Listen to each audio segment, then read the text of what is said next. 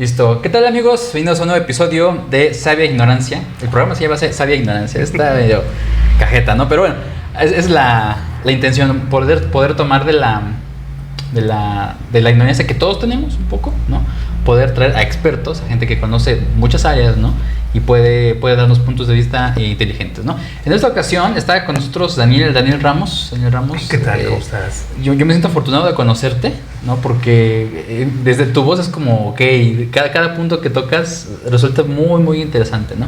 Y en cada plática que hemos podido tener, de hecho ya grabamos un episodio también que la gente lo puede ver acá, hablas de temas muy, muy importantes. Aparte veo un poco del trabajo que haces en redes, cómo compartes todo lo que los demás hacen. Y además, pues es un área que a mí me encanta y me apasiona, como el estudio del ser humano, los cambios que va viendo alrededor y demás, ¿no? Sí, ¿nos puedes hacer una pequeña presentación de ti, Daniel? ¿Quién eres? ¿Qué hay detrás de ti, ¿no? Sí, claro que sí. No, muchas gracias, Jerry, por la invitación nuevamente a este espacio. La verdad sí me gusta mucho compartir un poco lo que hacemos. Yo soy antropólogo social, ¿no? Okay. Y los antropólogos sociales pues prácticamente estudiamos lo que es la cultura, ¿no? Pero la cultura, las relaciones sociales de personas, ¿no? Como miembros de una sociedad, digamos. Claro. Se puede decir incluso un poquito más sencillo, pero espero que sea como un punto de partida, ¿no? Claro. Y bueno, también además soy profesor de la universidad, la UAP, ahí en la Facultad de Filosofía y Letras. Soy profesor de Antropología Social. Y pues bueno, ya desde hace más o menos 15 años, ¿no? Que estoy ahí dando clases de antropología. Y pues bueno, hay una rama que también a mí me gusta mucho, que es la antropología aplicada, ¿no? Okay. Que es salir, digamos, de los espacios universitarios académicos y aplicar conocimiento más allá de las instancias, ¿no? Porque muchas veces cuando se hace ciencia, la ciencia se hace dentro de estos espacios y ahí mismo se comparte, ¿no?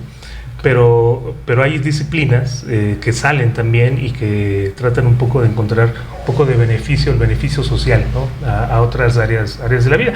Y pues bueno, incluso compartirles aquí también en este espacio es un poco esto, hacer un poco la divulgación, ¿no? De lo que es la propia antropología, porque casi cualquier cosa que hable pues, viene desde esa postura antropológica, ¿no? Okay. ¿Y como qué más podría hacer la antropología social? O sea, ¿en qué áreas podría entrar? Mira, de manera más o menos general, nosotros decimos que el antropólogo es un todólogo, ¿no? Okay. Que el antropólogo puede desempeñarse y trabajar casi en cualquier espacio. En términos teóricos. ¿Por qué? Porque lo que te decía hace rato, nosotros como antropólogos lo que estudiamos es la cultura, ¿no? Uh-huh. La cultura entendida como, bueno, hay un autor en antropología que la define como muy sencillo, que dice que la cultura es aquel todo complejo que incluye las creencias, ¿no? Que incluye objetos, ¿no? Que incluye maneras de pensar, tradiciones, etcétera, etcétera, y hace un listado grande, ¿no? Y entonces lo que podemos decir efectivamente que la cultura es todo lo que hace las personas, ¿no? Claro. Si lo podemos clasificar, son maneras de pensar, ¿no? Son maneras de decir y son maneras de actuar, ¿no?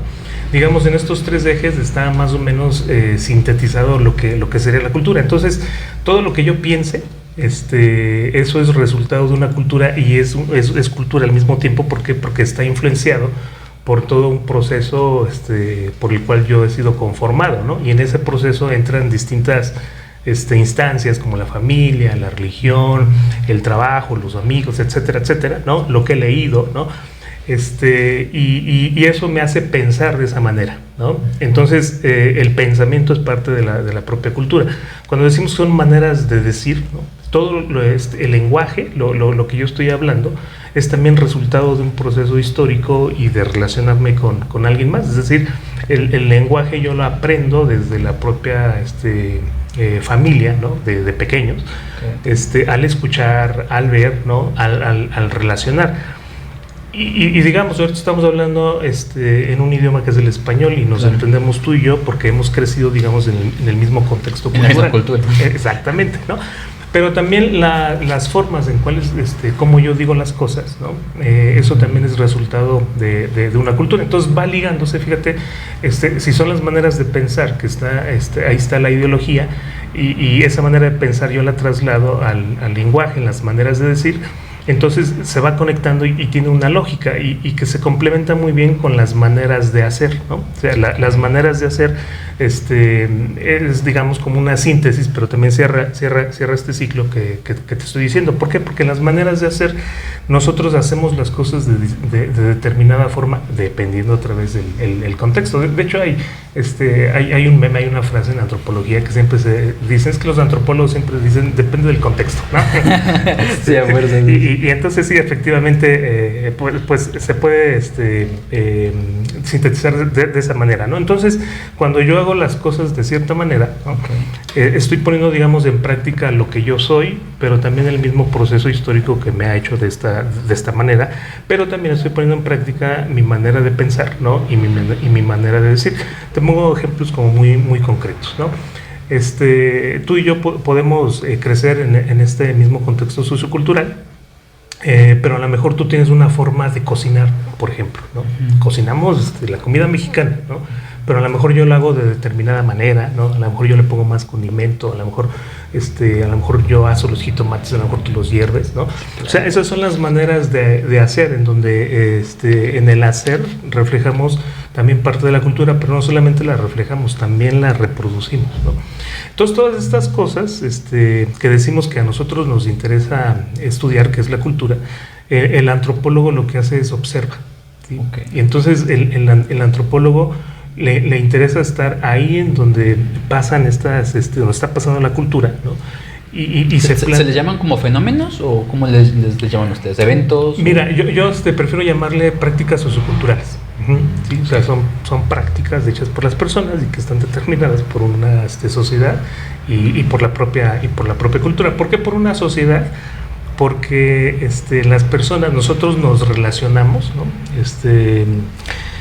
En esa relación nosotros creamos estructura, ¿no? Esa estructura está determinada también y está influenciada al mismo tiempo por lo que son las instituciones sociales, ¿no?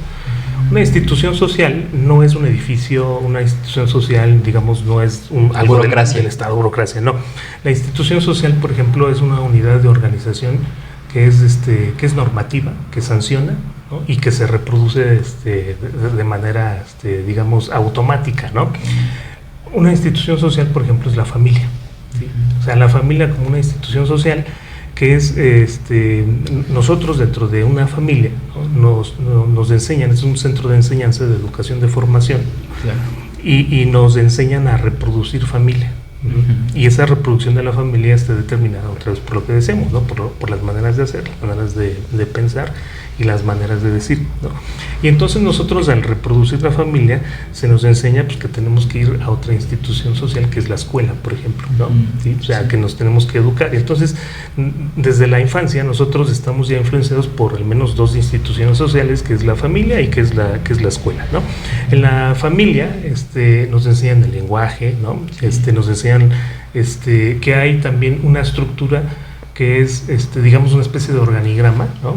En donde uno empieza a reconocer a la autoridad en jerarquías, efectivamente, y también roles. Okay. ¿Sí? Todo eso se aprende en la familia.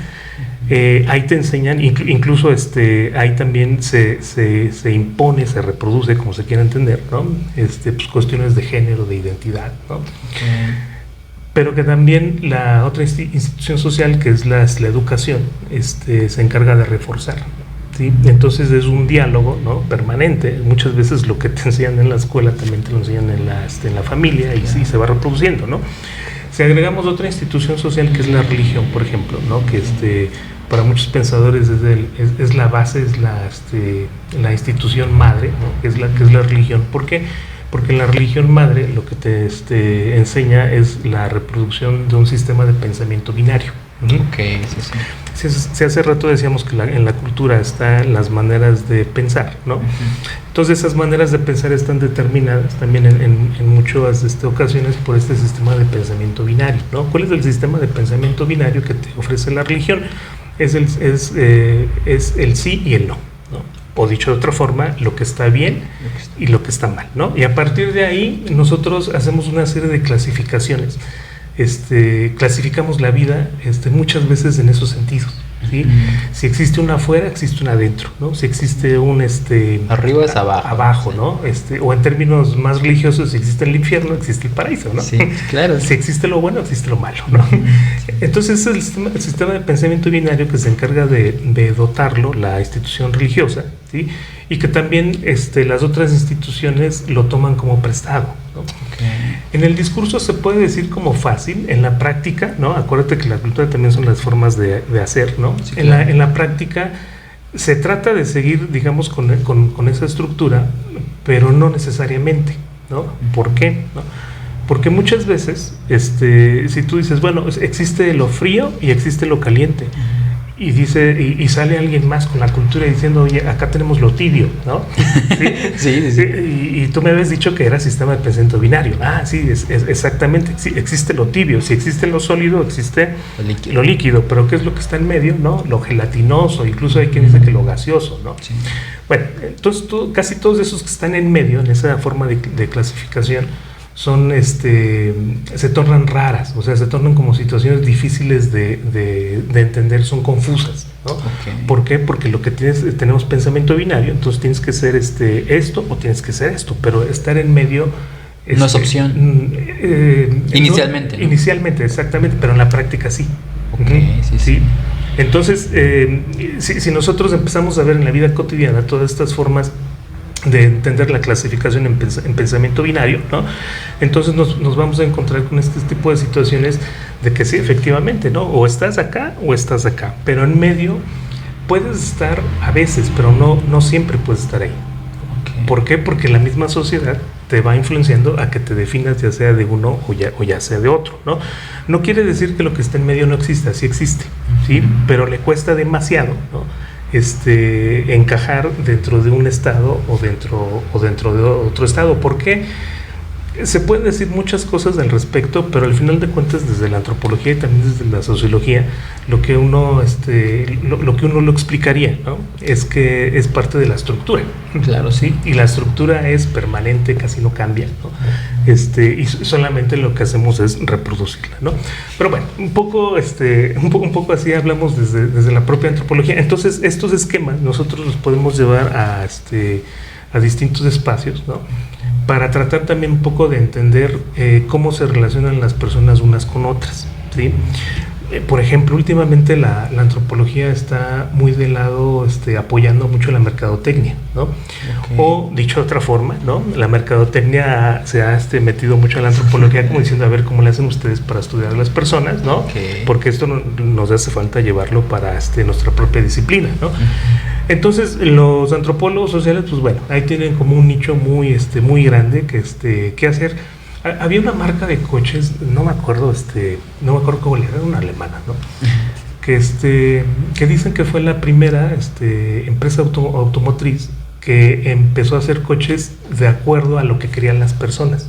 Y ese de acuerdo a lo que querían las personas, se agarraron un grupo de antropólogos para decir, oye, ustedes antropólogos vayan, ¿no? Y platiquen ahora se le llama experiencia de usuario, ¿no? Ajá, sí, vayan con los usuarios, ¿no?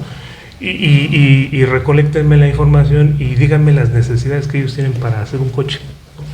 Y entonces, al final de cuentas, toda esa información la meten en el diseño del coche, ¿sí? Y entonces dicen, pues, ¿sabes qué? Dijeron que querían un espacio para su celular, ¿no? ¿Sí? Dices, ¿por qué? Porque el teléfono celular es parte de la cultura como objeto, ¿no? Como creación humana. Es como un tótem, ¿no? Ya que está ahí. Sí, o sea que ya lo tengo incorporado, sí. Pero a cualquier lado que vayas también no lo puedes poner en el piso, no lo puedes poner en cualquier lado. O sea, entonces el teléfono celular tiene que tener un espacio en particular, ¿no? En el coche, ¿no? Necesitan otro espacio para poner objetos, moneditas, lo que sea, ¿no? Entonces, bueno, los antropólogos dijeron, pues, mira, ahí te va la información, esto es lo que nosotros recopilamos, y ya la empresa se encargó de hacer, digamos, el coche, ¿no? Hay otro estudio, y apenas lo estaba leyendo, ¿no? Que es sobre cómo los antropólogos también han contribuido a las mejoras de las lavadoras, por ejemplo, ¿no? Wow. Y uno se pensaría así, oye, pues una lavadora pues lava y seca y ya, ¿no? Es algo muy básico. Es algo básico, no necesito ayuda de nadie, ¿no? Pero los antropólogos se metieron un poco a preguntar, digamos, con las personas, ¿no? Sobre las nociones de sucio y de limpio. ¿Sí? Y la noción de sucio y de limpio pues viene de lo que te estoy diciendo, del pensamiento binario, ¿no? O sea, o está lo sucio o está lo limpio, pero el medio lavado no. Sí, porque está la ropa que pones en la silla, ¿no? Hay un comercial, creo, o igual es un chiste, no me acuerdo, que te quitas la playera y dices, bueno, sucia no está, pero tampoco limpia no está. Bueno, la pongo en la silla, ¿no? Ahí por ahí y aguanta otra puesta, ¿no? O sea, ahí está como ese punto medio, ¿no? Está ese punto medio que sí existe en realidad, pero que nadie se siente cómodo con ese punto medio, ¿no? Porque si tú te sigues poniendo esa camisa, pues alguien te va a decir, oye, no seas sucio, eso ya ya lo usaste, ¿no? Y tú dices, no, aguanta todavía otras 2, 3 puestas, ¿no? Pero bueno, entonces los antropólogos se meten también a entrar a esta parte, a investigar con las nociones de sucio y de limpio, y eso lo trasladaron a las lavadoras, ¿no? Y esto sí fue por petición, ¿no? de la industria, ¿no? A decir, bueno, ¿cómo podemos mejorar nuestras prácticas de lavado, ¿no? Para que la población se sienta más satisfecha, ¿sí? Porque al final de cuentas me parece que también un poco por ahí va la cuestión cuando la antropología sale del ámbito académico y se mete a otros espacios, ¿no? Que sería como el aporte, ¿no? Para que las personas traten de tener una vida un poco más armónica, ¿no? Traten incluso de tener una vida un poco más desigual, ¿no? Ante estas desigualdades que existen. Okay. Y bueno, o sea, eso es por poner un ejemplo en cómo los antropólogos también entran a estos otros... Influencian. Sí. Es lo que, ahora con lo que me platicas, es lo que te voy a preguntar. Entonces, si nosotros somos como hijos de la cultura, ¿no? De hecho, hay una frase en filosofía, ¿no? Que dice que somos hijos de la cultura. Con estos cambios que los antropólogos hacen, también van creando una nueva cultura que va quedando para después. Por ejemplo, algo sencillo, ¿no? La nueva forma de lavado, ¿no? O que puede ser algo innovador y demás, que vienen los antropólogos, crean una nueva cultura hacia adelante de cómo va a ser la nueva forma en que vamos a lavar, por ejemplo. Mira, yo soy de las personas que dicen que no necesariamente la cultura se hace, ¿no? Okay. Sino que más bien se reproduce, ¿sí? O sea, lo que en realidad las formas de hacer, digamos, ¿no? De decir y de pensar ya están dadas por una estructura, ¿no? Lo único que nosotros hacemos es vamosle cambiando ahora, ¿no? Decir, bueno, ¿qué pasa si esto lo ponemos acá, ¿no? Digo, o sea, no lo hacemos así de manera tan consciente, ¿no? Pero sobre el camino, ¿no? Sí. Decimos, bueno, ahora la moda van a ser tenis, ¿no? Sí. Y todo el mundo compra tenis, ¿no? Después los pantalones van a ser acampanados otra vez, ¿no? Que eso ya se usó en la década de los 70. Y está de moda otra vez. Y está de moda otra vez. Entonces, si alguien dice, es que se están creando nuevas culturas, pues no, o sea, más bien se están como reciclando, ¿no? Y nosotros solamente lo estamos reproduciendo. Se puede innovar a veces, sí, por supuesto, ¿no? Pero esa innovación es cuando elementos culturales o prácticas culturales salen de un contexto y se van a otro que es distinto, digamos, ¿no? Y entonces ahí, pero incluso la antropología también dice, bueno, es que son préstamos culturales, ¿no? O sea, lo único que estás haciendo es sacar de un lado y traer a otro y aquí darle un uso distinto, incluso otro significado, ¿no? Como el caso, por ejemplo, de los seguidores a San Judas Tadeo, ¿no? El caso de los seguidores de San Judas Tadeo, ellos aseguran que ese San Judas, ese es Judas Iscariote. ¿Sí? El que traicionó a Jesús, ¿no? Y uno dice, bueno, es que él es Judas Tadeo, él no es otro, ¿no? Pero ellos, ¿no? Como hay una banda de jóvenes que es muy seguidores de este San Judas, ellos se identifican con Judas Iscariote, ¿no? Porque se sienten las malas personas, traicioneras, las malas de la película, digamos, ¿no? Y entonces dicen, tenemos nuestro santo, ¿sí?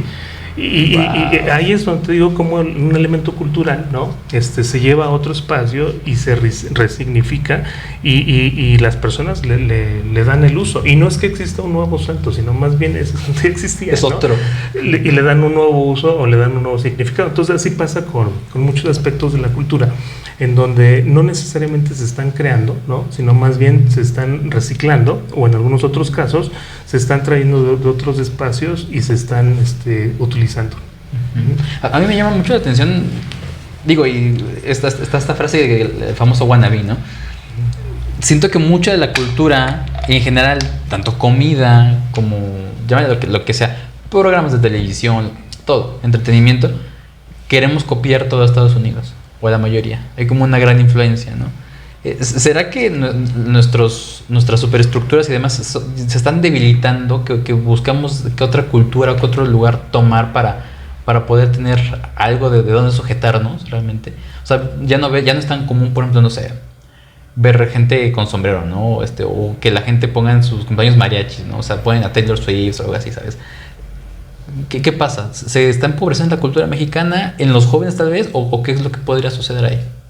Mira, eso es bien interesante porque, digo, nosotros como parte del propio contexto mexicano, digamos, ¿no? Que ahí sí también está súper diversa las culturas del interior de México, ¿no? Okay. O sea, hay más bien lo que podemos hablar es de una relación de poder, ¿no? O sea, de una relación de poder de una cultura hegemónica, ¿no? A una cultura subordinada, ¿sí? Claro. Eso, un análisis como muy rápido, muy simple, alguien podría decir, pero es que la cultura hegemónica está influenciando a la cultura, cultura subalterna, digamos, ¿no? ¿Sí? Sí.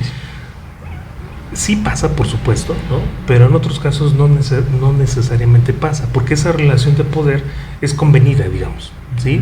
Es decir, yo acepto que hay una cultura hegemónica y no tengo lío, ¿sí? Esa cultura hegemónica me va a suministrar, ¿no? Mis maneras de hacer, mis maneras de pensar y mis maneras de decir, ¿sí? Y no tengo conflicto alguno. Sí, claro. ¿Sí? Sí.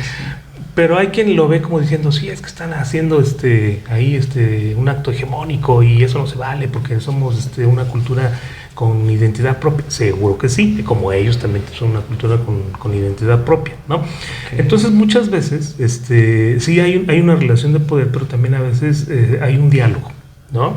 Lo que tú tienes, de esto me sirve, y muchas veces lo que yo tengo también de esto me sirve, ¿no? Al ser una relación de poder es una relación desigual, forzosamente, ¿no? O sea, tú eres el que impone, yo soy el que obedezco, ¿no? O yo pongo más y tú pones menos. Eso es una relación desigual, ¿no? ¿Hasta qué punto, y eso es una generalidad, ¿no? ¿Hasta qué punto eso puede ser que esté afectando a una cultura subalterna, ¿no? Seguramente sí, hay afectaciones, ¿no? Pero muchas veces desde la antropología es como complicado, ¿no? Digamos, tratar como de llevar estos aspectos a un punto de tratar de salvar una cultura, ¿sí? Porque las culturas son cambiantes, ¿no? Es más, se dice por ahí, no hay nada más certero que el cambio, ¿no? Entonces, las culturas, las personas tendemos a cambiar, a movernos, no nos podemos quedar estáticos. Muchas veces los antropólogos lo que tratan es de ser conservadores, ¿no? Y de conservar la cultura, porque se va a perder, ¿no? Pues sí, en esta vida todo cambia, ¿no? Todo se mueve, ¿no? O sea, eso es normal, ¿no? Pero entonces, a mí me parece que más bien la reflexión va en ese sentido, ¿no? Marx, pensador, filósofo alemán, ¿no? Lo que decía era de hacer conciencia, ¿no? ¿Sí? O sea, a mí me parece que un poco esa es la tarea, ¿no? De hacer conciencia en qué punto de la estructura te encuentras, ¿no? Para tratar de ser un poco más reflexivo o más crítico, si tú quieres. Y a lo mejor ahí pueden suceder como cosas más interesantes, ¿no? En tratar como de estar salvando una cultura solamente porque el antropólogo la quiere salvar, ¿no? Okay. Sino más bien ahí entra un poco más la nostalgia, o sea, el hecho de que no se vaya lo viejo porque era lo mejor y demás, o qué será. O sea, pues yo siento que es más como un tema de nostalgia, ¿no? El clásico, no, la música de antes estaba mejor, ¿no? O los programas de antes estaban mejor, ¿no? O antes había valores, ¿no? Antes había valores, hoy ya no. He escuchado mucho eso, ¿no? Entonces creo que es más ese como añoranza, ¿no? Nostalgia de antes, que realmente hoy a lo mejor no es igual, pero la cultura sigue avanzando, ¿no? ¿Cuál es tu perspectiva de eso? Depende de las generaciones, porque esta es una situación generacional, ¿no? O O sea, hoy en día hay quien dice que ya hay como 8 generaciones conviviendo de manera al mismo tiempo. Al mismo tiempo, ¿no? Cuando antes nada más convivían 2 generaciones, ¿no? Los papás y los hijos, ¿no? Sí. Y sea mucho los abuelos, pero hoy en día parecería que ya hay varias generaciones conviviendo al mismo tiempo, ¿no? Entonces eso ha creado en antropología y en sociología hay un concepto que se llama la interculturalidad, ¿no? Okay. Que es estar distintos tipos de cultura, ¿no? En un espacio y convivir, ¿sí? Okay. O sea, entonces, si seguimos de este principio, hay varias generaciones conviviendo al mismo tiempo, ¿no? ¿Cuál es la mejor, digamos, todas? ¿Sí? Sí. O sea, todas, ¿no? Es como un principio de la religión. Cuando el estudioso de la religión dice, no hay religiones falsas ni verdaderas, ¿no? Simplemente hay religiones. ¿Por qué? Porque para los usuarios de esa cultura o los creyentes determinados del caso, siempre van a defender lo suyo, ¿no? Lo propio, ¿no? Entonces hay una generación, ¿no? Sobre todo esa generación que ya debe tener de 45 para arriba, ¿no? Si no es que 40, que siempre defiende eso, ¿no? Es que en mis tiempos, ¿no? Es que la música de antes es que, no, antes sí. Entonces tratan como esto que estamos diciendo, ¿no? De la cultura hegemónica, ¿no? De imponer esos aspectos culturales y decir, esto es lo que tienes que consumir en música, esto es lo que tienes que consumir en cine, en literatura, ¿no? Esto es lo que te tienes que poner, no, o sea, lo que te pones ahora, ¿no? Haciendo un menosprecio, ¿no? A lo que se está usando hoy en día. Entonces muchas veces esas nociones parten de un término que en antropología se llama etnocentrismo, ¿sí? El etnocentrismo es ponerse a uno en el centro. Okay. Y del centro decir todo lo que no esté en mi centro, sí, eso está mal, ¿no? Pero da la casualidad que todas las generaciones se ponen al centro, ¿sí? Entonces todos están bien, ¿sí? Desde su perspectiva. Entonces ahí el diálogo intercultural me parece que es muy necesario, ¿no? Para tener una vida más armónica. Fíjate que apenas estaba escuchando yo la verdad en música estoy bien desactualizado, ¿no? Okay. Pero estaba escuchando una participación de un grupo, de la banda MS, ¿no? Okay. Que hizo grabó una canción con un estadounidense, un rapero, no me acuerdo. Con Snoop Dogg. Ajá, sí. Pero después grabó con otro. Apenas, no tiene mucho, ¿no?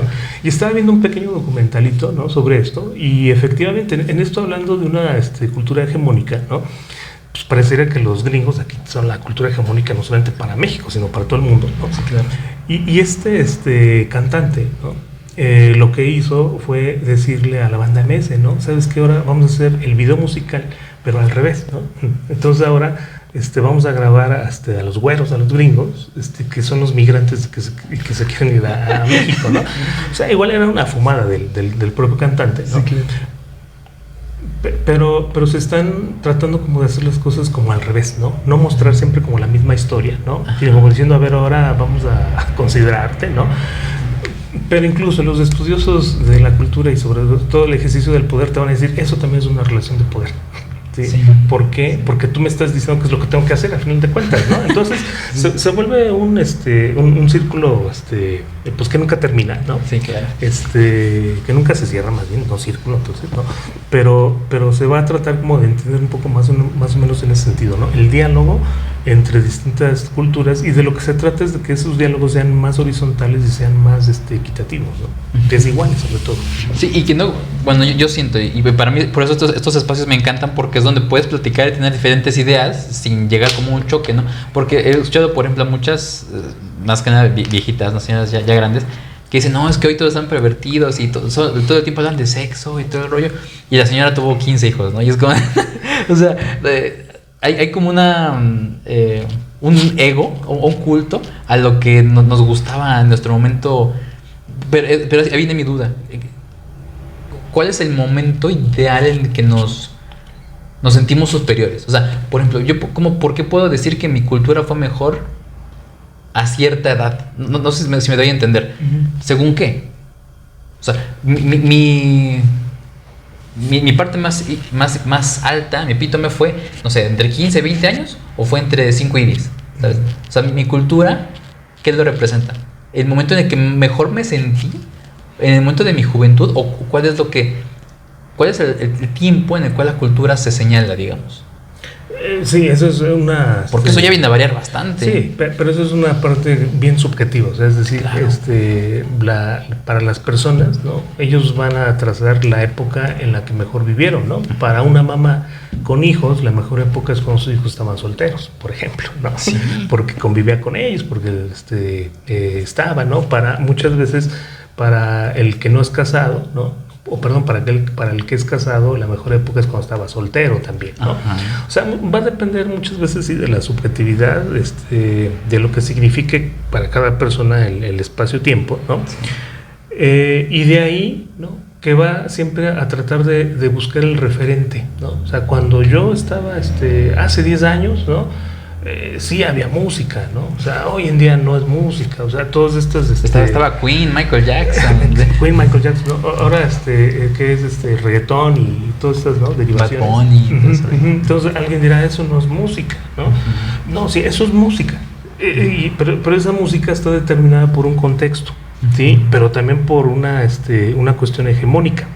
De decir, hay una industria hegemónica que te está diciendo esto es lo que tienes que consumir, como en su momento, ¿no?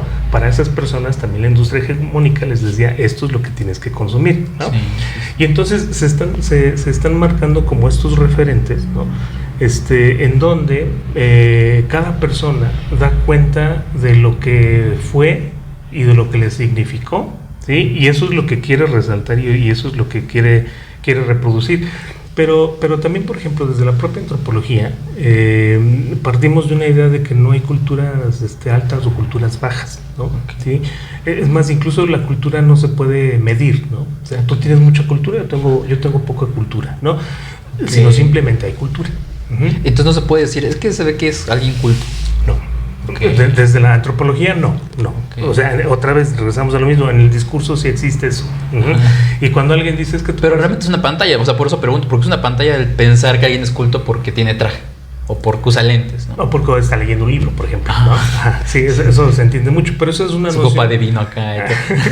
Esa es una noción de cultura de que surgió en Alemania, ¿no? Y después los franceses lo reproducen, ¿no? Y lo llegan a imponer, ¿no? En términos de una cultura hegemónica, ¿no?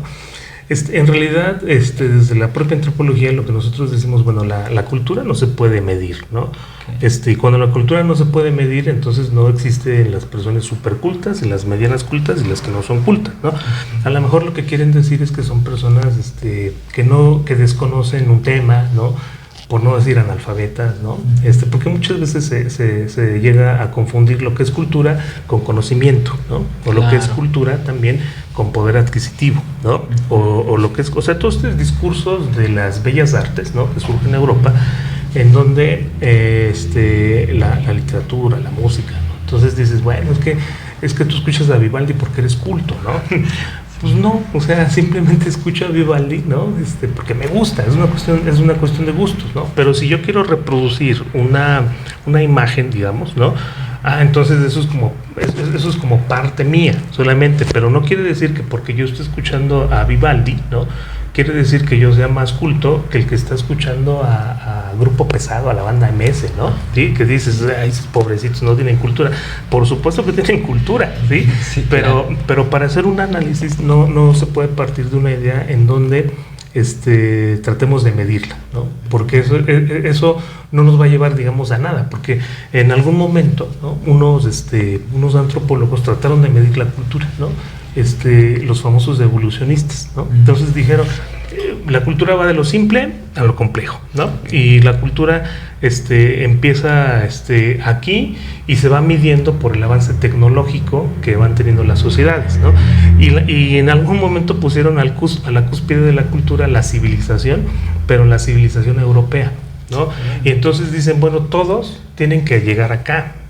Y Europa por eso está así como ve a América y sobre todo América Latina y dicen la ve para abajo, ¿sí? La ve para abajo porque dicen les falta demasiado, o sea, ustedes tienen que llegar a este nivel y esa idea la compramos, ¿no? O sea, cuando la compramos, sobre todo, ¿no? Acaso en México, América Latina, en la década de los 70s, cuando viene toda esta y 80 sobre todo, cuando viene toda esta idea de la modernidad, ¿sí? La modernidad se encarga de eso, de medir, ¿no? De lo simple a lo complejo. Y entonces, alguien que está estudiando, por ejemplo, ¿no? Que empieza en el kinder, primaria, secundaria, ¿no? Bachillerato, universidad, ¿no? Va precisamente en esa escala, ¿no? Va de lo simple a lo complejo. Por eso cuando alguien acaba una licenciatura es un super logro, ¿no? Sí. Porque la sociedad se lo reconoce, porque la sociedad dice, ahora sí, ya eres moderno, incluso le dice, ¿no? O cuando alguien se compra algo tecnológico, te dicen, ay, qué moderno eres, ¿no? O sea, porque es esa idea de estar midiendo la cultura, ¿no? En términos de los logros, ¿no? Y sobre todo de objetos y en términos de los reconocimientos. Entonces, esa parte de la medición de la cultura me parece que ahí sí nos crea más complicación incluso a la hora de relacionarnos. ¿Por qué? Porque a los que no vayan en esta etapa de nuestra cultura, ¿no? Los estamos mirando de manera despectiva, para abajo, porque dicen, pues te falta que te desarrolles, falta que crezcas, ¿no?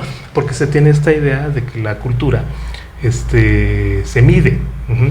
Pero eso viene de una lógica económica que tenemos realmente, ¿no? Sí, de la modernidad.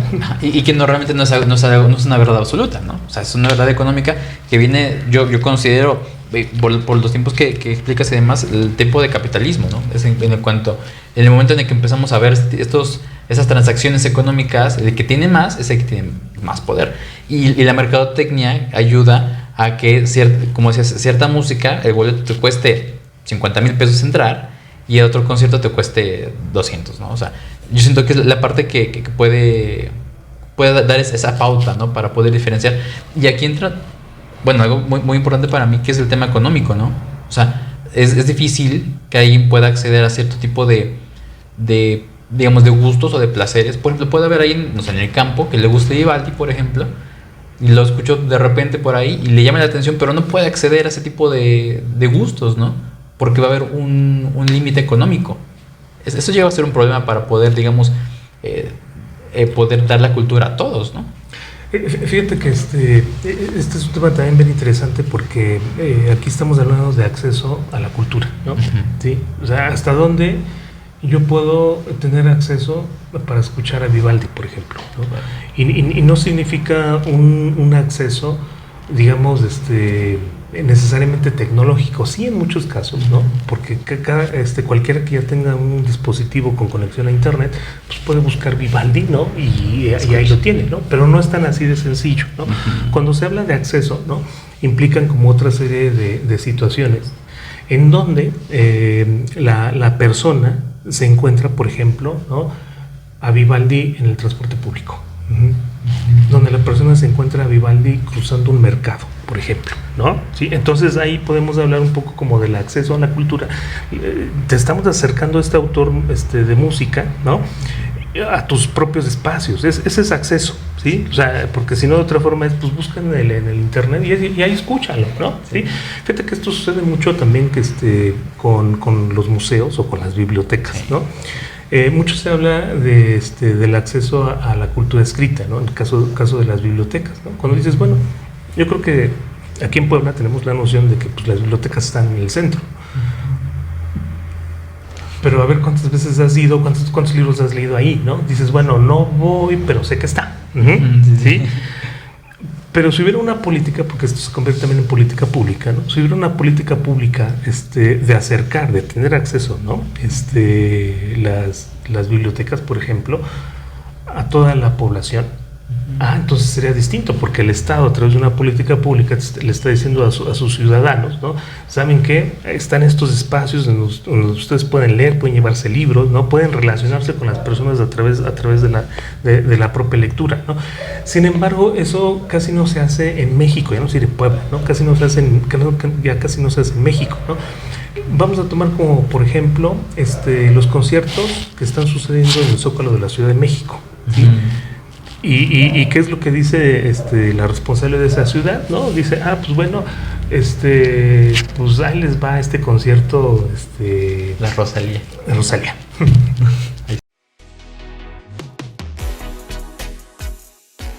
Hola, mi nombre es Francisco Márquez. En esta ocasión les quiero presentar otro de nuestros productos de la familia Tronics Technology MX. Se llama eBoard. eBoard es una patineta eléctrica muy innovadora. Es un vehículo todoterreno que puede ser utilizado sobre asfalto, pasto, tierra, etc. Cuenta con llantas de 9 pulgadas neumáticas para mejorar la experiencia de viajar en ella. Tiene un motor muy potente de 2 kilowatts, suficiente para rodar sobre cualquier terreno sin temor a quedar parado. La batería es de larga duración de litio con hasta 60 kilómetros por carga, y lo mejor de todo es que cuenta con tecnología de carga rápida, lo cual asegura que en 2 horas estará cargada nuevamente. El control inalámbrico de la eBoard está justo del tamaño adecuado para su agarre sin complicaciones y es muy fácil de operar. Solo mueves el joystick para arriba y comenzarás a avanzar. Lo dejas en el centro y se suspende el motor. Y al mover el joystick para abajo, puedes frenar la patineta y generar energía de vuelta a la batería usando el freno regenerativo. En Tronics Technology MX estamos comprometidos con el medio ambiente, diseñando tecnología al alcance de todos.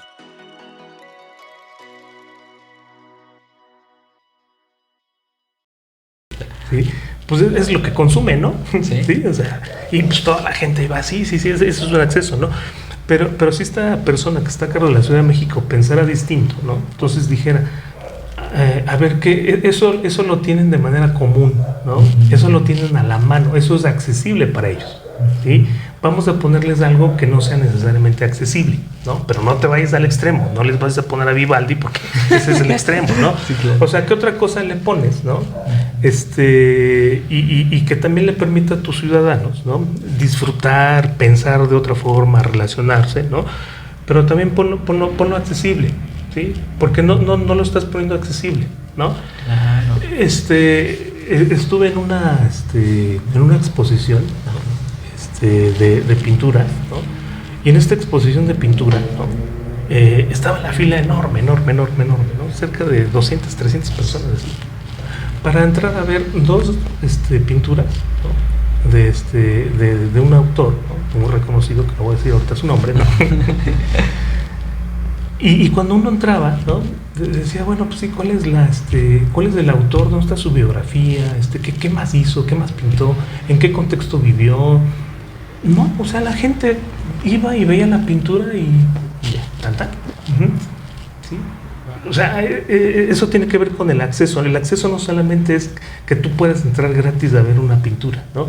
Sino que también exista una política pública en donde te den, digamos, como más elementos para que tú puedas entender esa pintura, ¿sí? Okay. Porque si no, de otra forma, pues no va a pasar nada, no va a suceder nada. Y de lo que se trata es de que las personas tengan diversidad cultural, ¿sí? Y que digan, bueno, sí, yo, por ejemplo, ¿no? A veces voy en el auto, ¿no? En alguna ocasión me encontré a algún alumno, yo iba escuchando banda, ¿no? El alumno se sube y me queda viendo y me dice, Daniel, antropólogo, profesor, pero escuchando banda. Y dije, pues, ¿qué tiene? Sí. Porque pareciera que hay esa idea, ¿no? Del intelectual que escucha trova, escucha música clásica.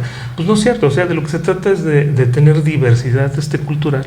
¿Y qué es lo que pasa cuando tienes diversidad cultural? Empiezas a tener referentes distintos y empiezas a tener significados distintos de la vida, ¿no? Y para eso te sirve, para eso te va nutriendo. Sí. Te va nutriendo y te va dando elementos para que tú vayas entendiendo la vida de distintas formas y sepas que no hay un solo punto de vista de entender la vida, sino que hay muchas formas de entender la vida. Ese es un diálogo, por ejemplo, intercultural, y eso ayudaría mucho a un discurso hegemónico de la propia cultura, y eso ayudaría mucho también a que uno no se piense que es el centro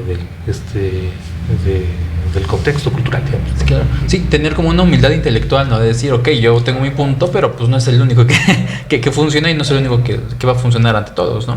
Oye, ya que hablamos de estos temas, me gustaría entrar a los temas que te había platicado antes, para poder cerrar esta plática. Te mandé por chat, ¿no? Y era los cultos religiosos, porque es un tema que tú llevas demasiado, ¿no? Prácticamente es tu pan de cada día, ¿no? Y al público, sin duda, creo que le va a interesar hablar de esto. Y me gusta porque yo vengo de lo que platicábamos hace un rato, ¿no? De un tema de ser alguien muy creyente, estar todo el tiempo en la iglesia, y de repente es como de, ya no. Y yo tengo mis propias formas y razones y demás, ¿por qué ya no? Pero en general, tú que has estudiado en el tema de religiones o de cultos, del por qué la gente llega a necesitar creer en algo, ¿no? necesitamos creer en algo, es indispensable, aunque no querramos, y aunque no, la cultura no nos lleva a creer en un Dios. Si esto es lo que manda el universo, yo tengo que creer en esto. ¿Qué sucede con el hombre que necesita una referencia a un Dios? Mira, partimos como de una idea muy general, de que todos necesitamos creer en algo, ¿no? Okay. O sea, eso es eso. ¿Por qué? Porque la creencia lo que te hace es que te sostiene de cierta manera, por un lado, y por otro lado te da elementos para entender la vida, ¿sí? O sea, eso es la creencia. Hace rato decíamos de las instituciones sociales, ¿no? Y en el caso de la institución social, que es la religión te ofrece todos esos elementos, ¿sí? O sea, te ofrece una historia, y esa historia es incuestionable. Esa historia no se puede cuestionar, y en esa historia tienes que creer, ¿no? Porque en un seno familiar los creyentes se hacen, digamos, por obligación, ¿sí? Sí, claro. No tanto por digamos, de manera voluntaria, ¿no? Es una convicción. Exactamente. Al paso del tiempo tú puedes decir, bueno, sí, es que yo ya es por convicción. Bueno, pues quién sabe, ¿no? Porque estás bien influenciado. La costumbre desde 20 años, ¿no? La costumbre, ¿no? Entonces, en ese sentido, todas las personas necesitamos creer en algo, ¿no? Okay. ¿Qué es lo primero en que nosotros creemos? En algo religioso, ¿sí? Okay. Entonces, esa creencia muchas veces se vuelve ley, ¿sí? Y uno mismo la reproduce y ayuda a que alguien más la reproduzca, ¿no? Pero ¿qué pasa cuando hablamos hace rato de la conciencia, ¿no? Y estás consciente de eso y dices, oye, pues ya no quiero creer en esto, ¿no? Porque me ha generado más confusiones, más dudas, ¿no? Entonces voy a dejar este sistema de creencias y me voy a ir a otro, ¿no? ¿Sí? Sí. O de repente cuando se dice de manera coloquial, es que eres ateo. Pues, o sea, el ser ateo significa no creer en un Dios específico, pero no significa que no creas en nada más, ¿no? O sea, ¿por qué? Porque como persona te tienes que sostener desde la creencia, desde algo, ¿sí? O sea, yo puedo creer, digamos, en la filosofía, puedo creer en la antropología. ¿Por qué? Porque esa es mi explicación del mundo, o esa es mi explicación de la vida, ¿no? Un religioso te va a dar otras explicaciones de acuerdo a lo que él está creyendo y conoce, okay, ¿no? Entonces, en ese sentido, la religión, a lo largo ya de muchísimos años, ¿no? Se ha encargado, ¿no? De también tener áreas o de identificar áreas de oportunidad, ¿no? O sea, ¿cuáles son esas áreas de oportunidad? La religión trabaja sobre las crisis, ¿no? Sobre las necesidades, ¿no? Sí. Y entonces, si está alguien enfermo, ¿no? Dices, bueno, o sea, sí voy al hospital o voy al médico, ¿no? O no voy, pero si voy a determinada religión o sistema de creencias, ese sistema de creencias me va a ayudar a mi problema. Sí. ¿Sí? Y entonces eso es una crisis. Entonces yo estoy en una crisis, necesito algo, entonces voy a ese sistema de creencias para que se solucione mi problema. Y en esos problemas puede estar la salud, puede estar un problema de trabajo, puede estar un problema amoroso, puede estar una separación, puede estar un duelo, ¿no? ¿Sí? ¿Por qué? Porque sobre todo lo que te ofrece el sistema de creencias es de esperanza.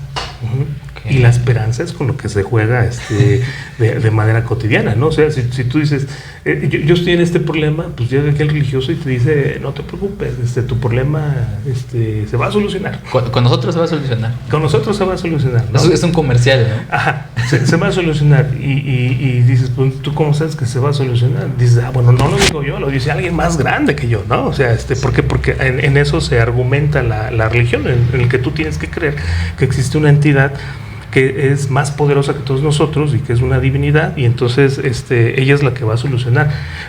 Pero ¿qué pasa si no lo soluciona? No te preocupes, tenemos tu respuesta también para eso, ¿no? Si no se soluciona es porque así quiso. ¿Sí? Y entonces, o sea, se vuelve una serie de respuestas de las personas. Ese es el otro, digamos, necesidad que se liga, ¿no? Las personas necesitan respuestas, ¿sí? Okay. Porque si la persona no tiene respuesta, se queda en la nada, digamos, ¿no? Y entonces... Sí, porque la gente desertaría más fácil si a lo mejor pido un milagro, no se cumple, y dice el pastor, el sacerdote, quien sea, no, pues no sé, no sé por qué pasó. No puede decir eso. No puede decir eso, porque si no, ya no es real. Exactamente, okay, ¿no? Entonces él puede decir, así quiso él, el más grande que yo, ¿no? O sea, fue la voluntad, ¿no?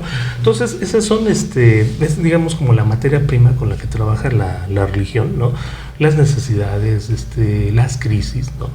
Que son, muchas veces son también problemas existenciales, ¿no? O sea, me siento triste y pues ¿a dónde me voy? Pues a un grupo religioso. ¿Por qué un grupo religioso? Pues porque ahí me ven como familia, ¿no? O sea, porque ahí me reciben, me abrazan, me dan palmadas, ¿no? Ahí canto, ahí rezo, oro, lo que sea, ¿no? Pero al final de cuentas, ¿qué es eso? Que las personas necesitan vivir en una comunidad, ¿sí? O sea, las personas pueden estar solas, pero saben, y otra vez juega como la esperanza, ¿no? Saben que tarde o temprano van a regresar a esa comunidad, a ese grupo de personas y se van a reunir. Y me puedo salir, pero otra vez regreso, ¿sí? ¿Por qué? Porque al final de cuentas la comunidad en ese sentido, ¿no?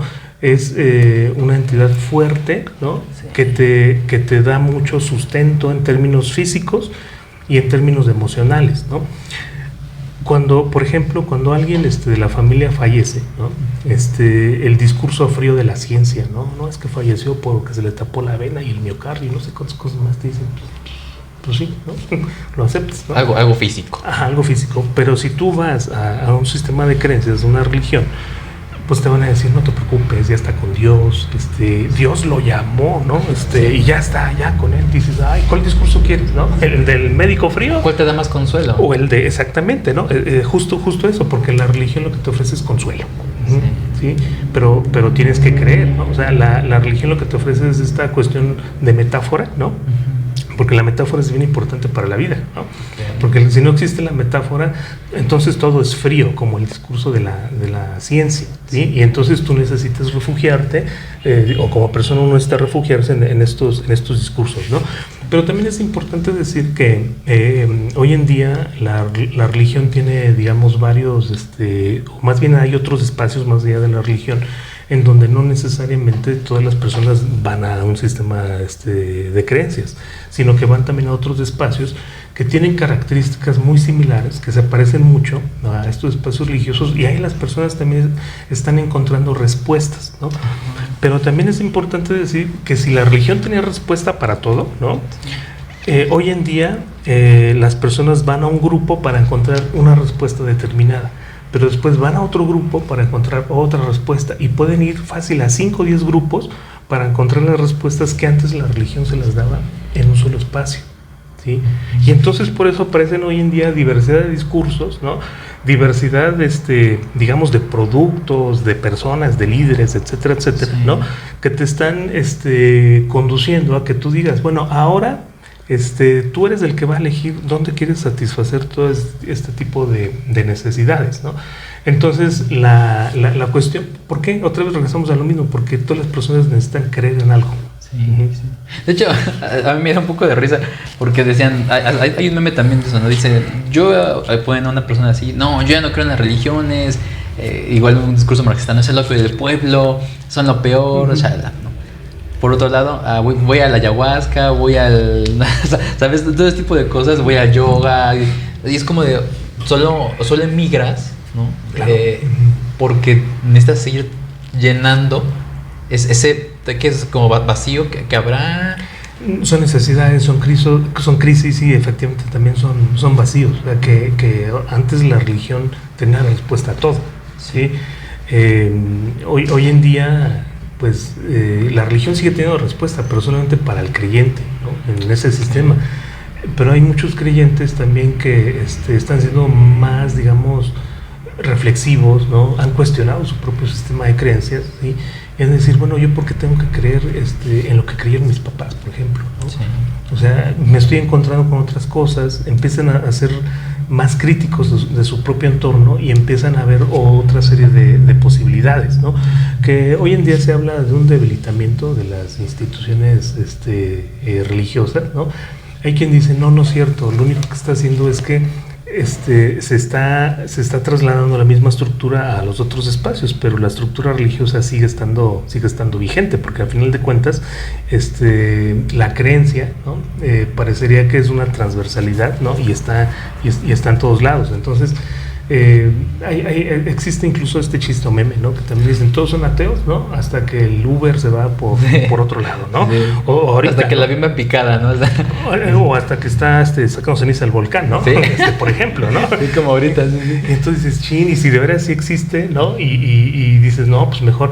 Y hay eso que se crea, por ejemplo, ¿no? En el ámbito social colectivo, también genera, ¿no? Ciertos comportamientos y ciertas pautas. Entonces dicen, bueno, ¿sabes qué? No, ya me voy a portar bien ahora sí, ya voy a hacer esto, ya voy a hacer otro. ¿Por qué? Porque está viendo aquí el escenario apocalíptico como el que se vio ayer aquí en Puebla, ¿no? Sí, llueve, graniza, cae la ceniza, de todo. Y que viene también precedido, ¿no? Para el caso de Y vi el discurso, ¿no? Son el fin de los tiempos, ¿no? Para muchas religiones. Es el fin de los tiempos, efectivamente, y además del fin de los tiempos está ligado a cuestiones naturales. ¿Okay? O sea, a fenómenos naturales, ¿no? Desastres naturales. Y si todavía, para el caso de Latinoamérica, bueno, esto fue mundial, ¿no? El caso venimos de una pandemia, ¿sí? Venimos de una pandemia, y luego aquí en caso muy local, Puebla, el volcán, ¿no? Y mañana ya no sabes ni qué va a ser. Entonces dices, ¿podemos contra esos fenómenos naturales? No podemos, ¿no? ¿Sí? ¿Por qué? Porque no los podemos controlar, o sea, no pueden predecir si va a ser erupción. Pasado mañana a las 3 de la tarde empieza la erupción, no se puede predecir, ¿no? Entonces, ¿qué es lo que tenemos de incertidumbre? ¿Sí? Y entonces solamente puedes decir, bueno, me puedo proteger hasta donde tengo, ¿no? Mi propia condición, me protejo, pero vivimos en la incertidumbre, ¿sí? Sí. ¿Por qué? Porque no sabemos si va a ser erupción, ¿no? No sabemos si va a temblar, ¿sí? Sí. En términos naturales. Sí. ¿Sí? No, el día de mañana ya no sabes por dónde te venga la incertidumbre. Entonces, ¿qué es lo que pasa? Otra vez regresamos a estos espacios, ¿no? De las creencias.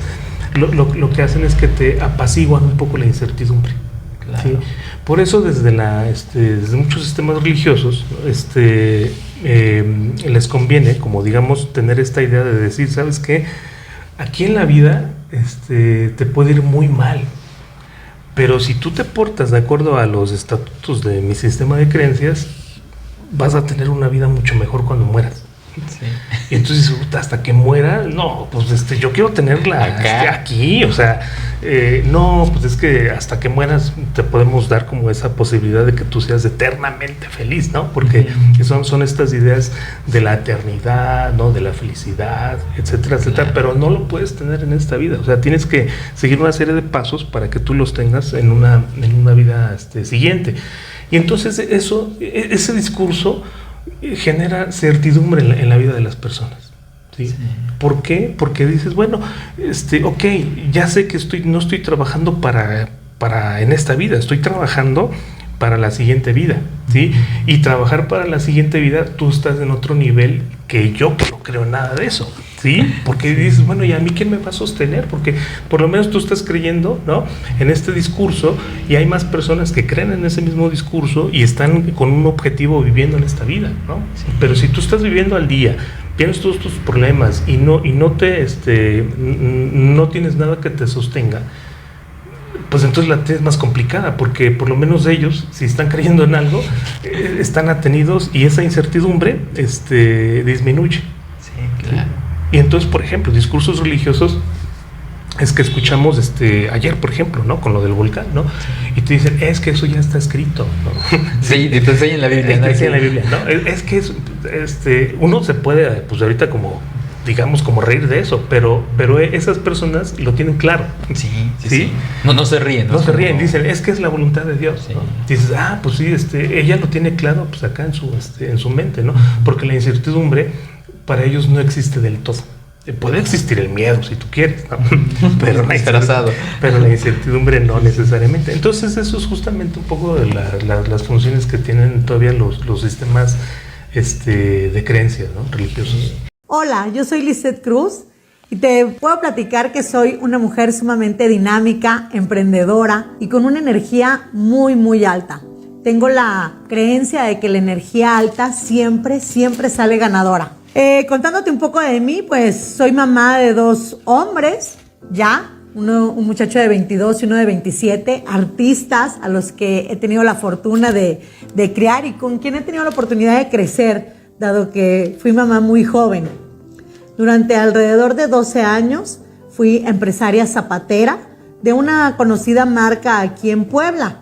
Sin embargo, hace alrededor de 4 años tuve la oportunidad de convertirme en asesora de emprendedores y empresarios para que escalaran sus negocios, y ahí me surgió la curiosidad para ponerme a estudiar el dinero y por qué los mexicanos, al ser tan emprendedores y tan llenos de creatividad a la hora de emprender sus negocios, pues ¿por qué batallan tanto? ¿Por qué el dinero, como quiera, parece nunca rendir lo suficiente? Y es cuando me di cuenta que el negocio tradicional no es suficiente para generar riqueza, que los mexicanos tenemos que convertirnos tarde o temprano en inversionistas, en encontrar las maneras para generar dinero, pues no solamente por nuestras horas de trabajo. Y bueno, pues en este camino conocí acerca del dinero digital, acerca de diferentes tipos de activos, ingresos residuales, y me apasionó el mundo de las finanzas, de tal manera que no me dedico más a la industria zapatera, ahora me dedico 100% a las inversiones, y desde hace 1 año y medio, casi 2 años, a conocer todos los temas acerca de la minería en nuestro país. Y me refiero a la minería de metales preciosos como oro, plata, cobre y otros metales que son sumamente estratégicos para las industrias tecnológicas que el mundo está demandando, como el litio, níquel, grafito, etc. Bueno, pues eso es un poco de mí. La verdad es que me apasiona ser pues inspiración para otras personas, para que den pasos para los cuales muchas veces se necesita valentía, disrupción, romper paradigmas.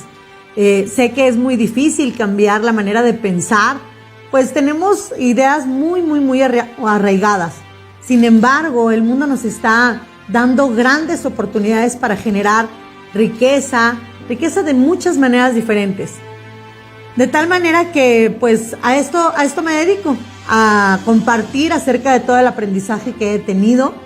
Y algo que me es muy importante, que he descubierto, es que hay mucha riqueza en el desarrollo personal, es decir, en el camino del autoconocimiento, en el camino de la preparación, de ser autodidacta, y pues en todo tipo de libros, cursos, entrenamientos, cada vez va conociendo uno más de sí mismo, y eso nos permite atravesar pues estos retos que quizá sería muchísimo más difícil si no nos apalancáramos de estos cursos o entrenamientos o autores, mentores que nos pueden enriquecer con su experiencia, dado que ellos ya han atravesado el camino para generar ciertos resultados pues muchísimo más deseables.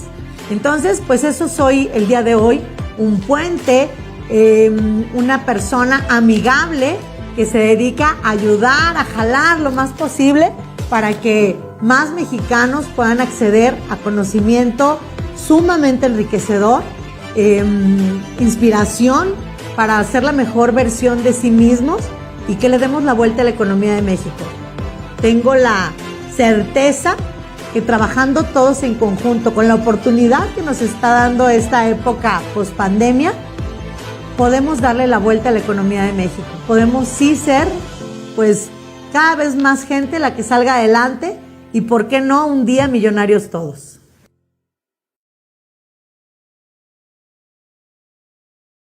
Oye, y respecto a estas, por ejemplo, porque alguien que es católico se puede pasar al cristianismo y no pasa nada, y se pasa a ser testigo de Jehová y luego mormón y pues no pasa nada. Pero si tú pasas del catolicismo a la Santa Muerte, es como, caray, ya es como, suena como algo más oscuro, ¿no? Es algo del mal y demás. ¿Hay alguna diferencia en ese tipo de creencias? ¿La gente vive lo mismo ahí dentro? Digamos, ¿sí se puede llamar que son como religiones malas o son sectas? ¿Eso cómo se puede diferenciar? ¿O todos son iguales?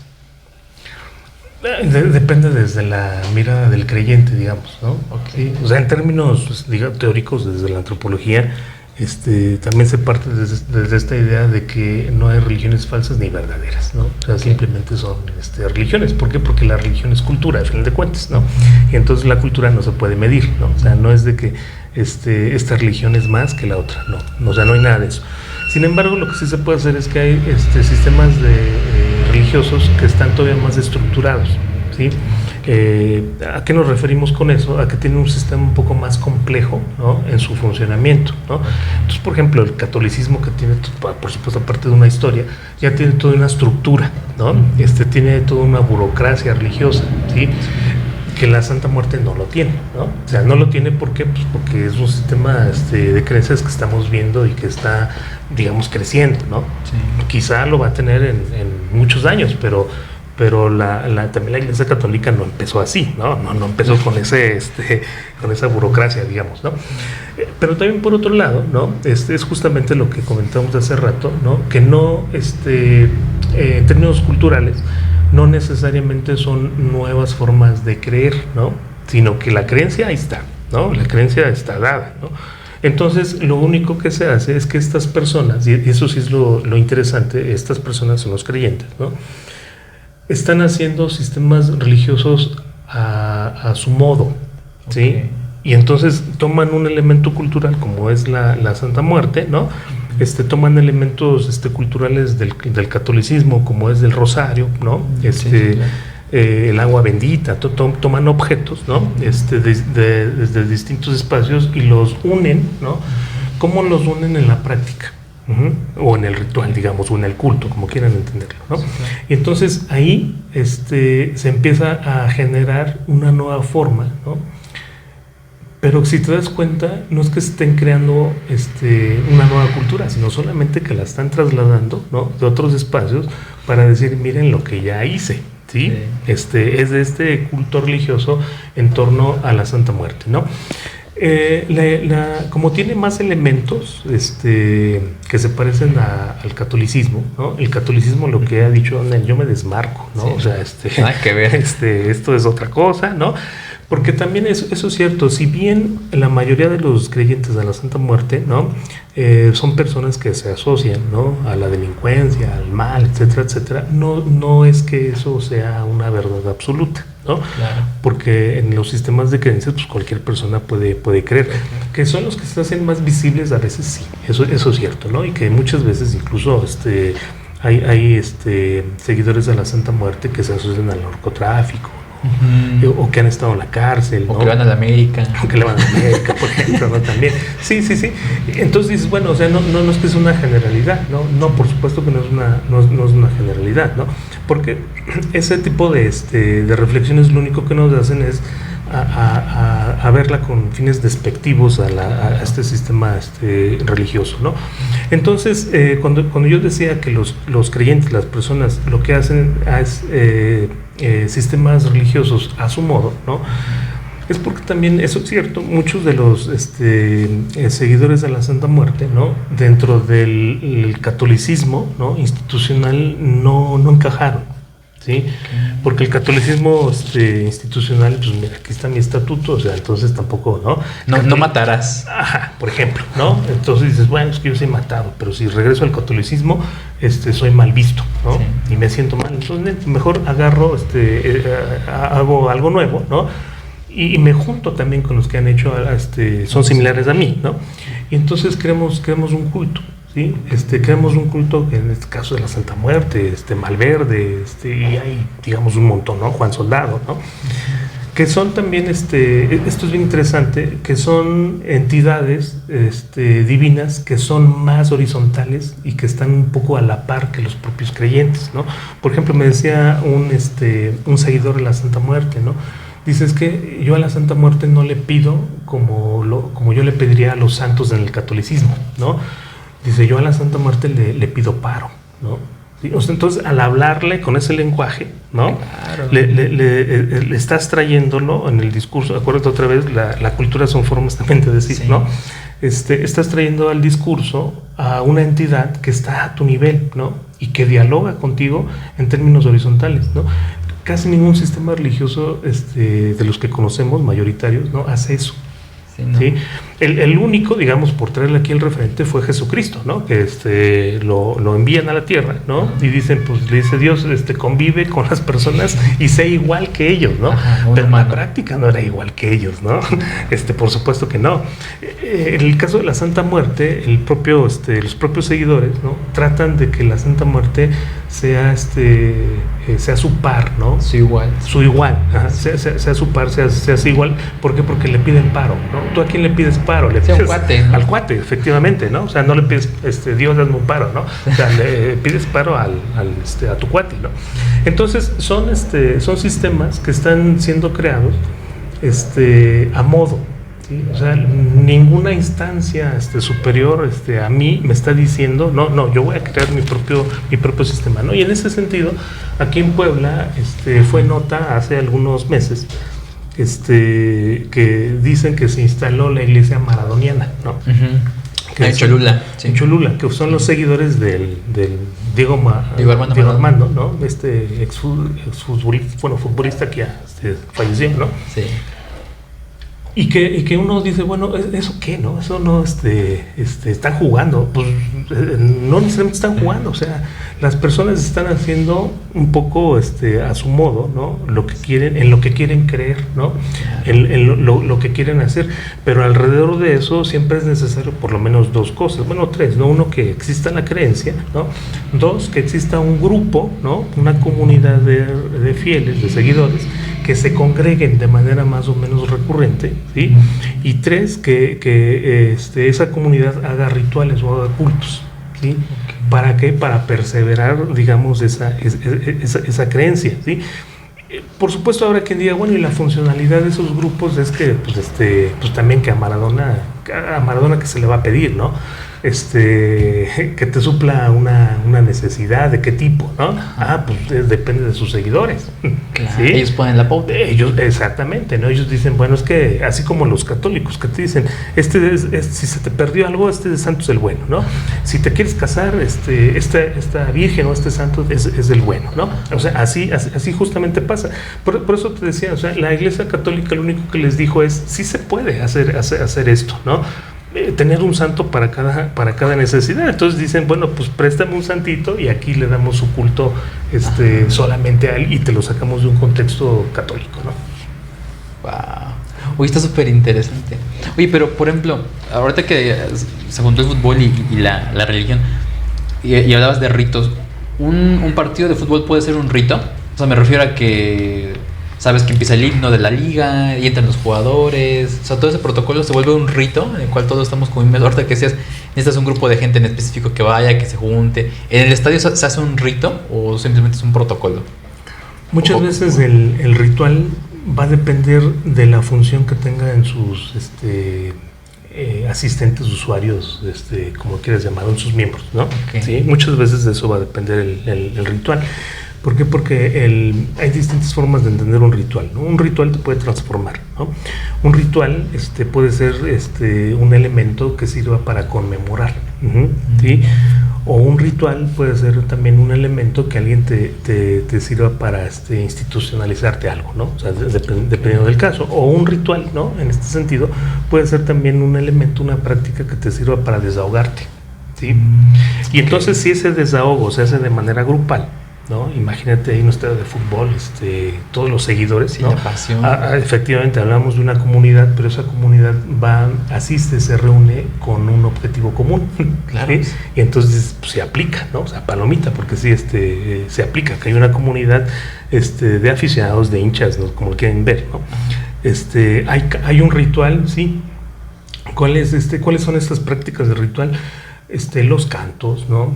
El movimiento del cuerpo, por ejemplo, ¿no? Los festejos, ¿sí?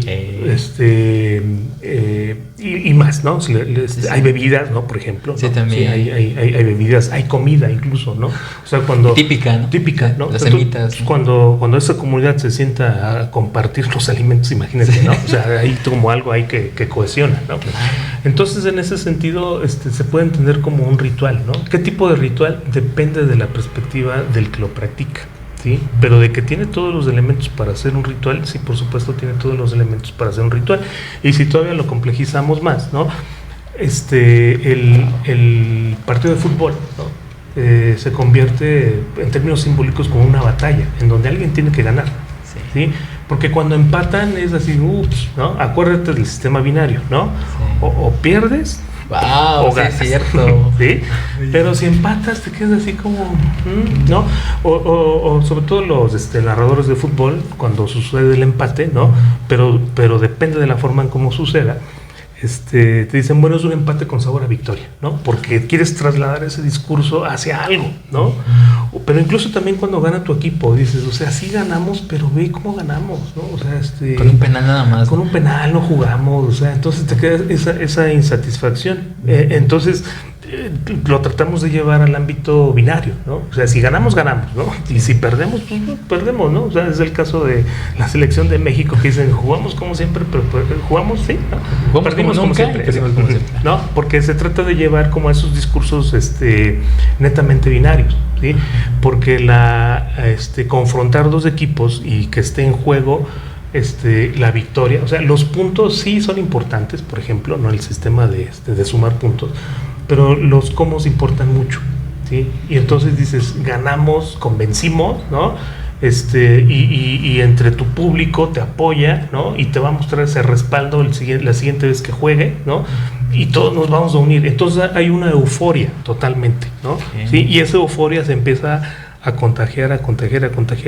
Y también parte del ritual que es cíclico, ¿no? O sea, que sucede una y otra vez, otra vez, ¿no? Y muchas veces ese una y otra vez es extraordinario. Imagínate que aquí en Puebla hubiera partidos de fútbol todos los días, ¿no? Dices, bueno, no tiene razón de ser. Entonces, que sea cada 15 días. ¿Por qué? Porque sí es cíclico, pero también al mismo tiempo tiene que ser algo extraordinario, ¿sí? Y entonces las personas, ¿no? Se preparan para ir al fútbol y juega mucho la emoción, ¿no? Imagínate, hace rato que hablábamos de las crisis, ¿no? Cuando decíamos la incertidumbre.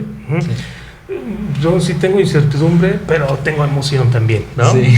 ¿Por qué? Porque va a jugar mi equipo, porque estoy ahorrando una lana para conseguir un mejor lugarcito en el boleto, porque me quiero comer 2 semitas, ¿no? 3 cervezas, porque me voy a comprar la playera de mi equipo. O sea, hay una identidad, y cuando entra también el asunto de la identidad, el ritual se vuelve todavía más fuerte. O sea, se arraiga más. Se arraiga más, efectivamente. Sí, fíjate, verdad que lo comentas, cuando yo he dicho, a mí me gusta el fútbol, yo le voy a Puebla. Y fue algo que muy curioso de niño, porque yo de niño le iba al Toluca, luego fue el Puma, de Cruz Azul, todo. Y un día mi papá me dijo, no, es que tú eres un traicionero. Y yo, ¿por qué? No, pues porque no le vas al Puebla. Y yo, no, pero es que siempre pierde, y la clásica, ¿no? Y me dice, no, pero tú tienes que ir al Puebla. Y yo digo, ¿pero por qué? Y me dice, porque tú eres poblano, tu identidad es ser poblano, tú naciste aquí, tú tienes que ir al equipo de aquí, ¿no? Y a partir de ahí, pues ya fue como, ok, al principio no lo tomé como algo muy específico, ¿no? Pero con el tiempo dije, sí, es cierto, pues si soy poblano, soy de acá, no sé si estuvo bien, ¿no? Pero fue debo de tener ese arraigo aquí a Puebla, ¿no? Y empezó eso, ¿no? Que ir al partido cada 15 días y que aunque perdía, pues ahí se le apoya, que la playera, justo lo que dices, como que empiezas a tener esa identidad y se arraiga más ese ritual. Por eso ahorita como lo describías, era exactamente así, desde que, o sea, compras el boleto, sabes a qué hora va a ser, o sea, todo lo preparas específico para ese momento. Y tiene que haber como una descarga, ¿no? Como de ese libido, ¿no? De decir, perdimos, pues ni modo, pero ya vi, cambié mi incertidumbre de decir, bueno, jugó y ya sé que perdió, ¿no? O sí, ya sé que gana. Sí, pero también hay en el asunto de la euforia, ¿no? Pues eso es importante porque en el partido tú te metes, ¿no? O sea, obviamente tienes que ir a un equipo, ¿no? Sí. Y dices, ya va a anotar gol, y las expresiones, ¿no? Y el uso del cuerpo, ¿no? ¿Por qué? Porque el cuerpo se utiliza de manera extraordinaria, ¿no? O sea, si tú vas caminando en la calle y haces esto, dices, pues, que la gente va a decir, pues, ¿qué te pasa, no? O sea, estás fuera de lugar, porque esas prácticas son para un momento y un espacio en específico. Y entonces son prácticas corporales que van asociadas precisamente a a un partido de fútbol, por ejemplo, ¿no? Pero sí hay una preparación, y sobre todo yo aquí insisto, hay un juego de emociones, ¿no? O sea, ¿cuántas veces no también hemos visto a los niños, sobre todo, ¿no? Que se compran los tacos de fútbol, ¿no? Los zapatos de fútbol, su short, sus calcetas, ¿no? Y se ponen la playera de su futbolista favorito, ¿no? O sea, la playera de Cristiano Ronaldo, ¿no? Cuando estaba en su momento, ¿no? La compraste ahí de a 20 pesos, pero te crees Cristiano Ronaldo, ¿no? ¿Por qué? Porque hay una hay una transformación y hay una transferencia de los objetos, ¿no? Y que son cargados a partir de esta creencia, porque aquí también hay creencia, ¿no? A los objetos, y en este caso la playera de fútbol, ¿no? O sea, si yo me pongo la playera de fútbol de mi jugador favorito, si nos echamos una cascarita, yo voy a sentir que jugué como Cristiano Ronaldo, ¿sí? Si está el portero y me pongo los guantes, voy a sentir que hice las atajadas como tal portero, ¿no?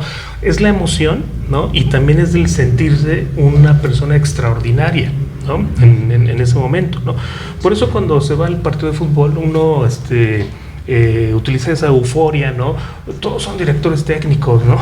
Todos son el jugador, ¿no? Que dice, corre, ¿no? Pásala, métela, tira, ¿no? O sea, todo el mundo, o por decirlo de otra forma, el equipo de fútbol se convierte en la representación de todos los que están ahí presentes, porque todos se ven reflejados ahí, ¿no? O sea, todo esto son los elementos del ritual, ¿no? Wow, súper interesante. Oye, para ir terminando, Dani, me gustaría hablar un poco acerca de, hemos platicado de hablar de la inteligencia artificial y del futuro del trabajo.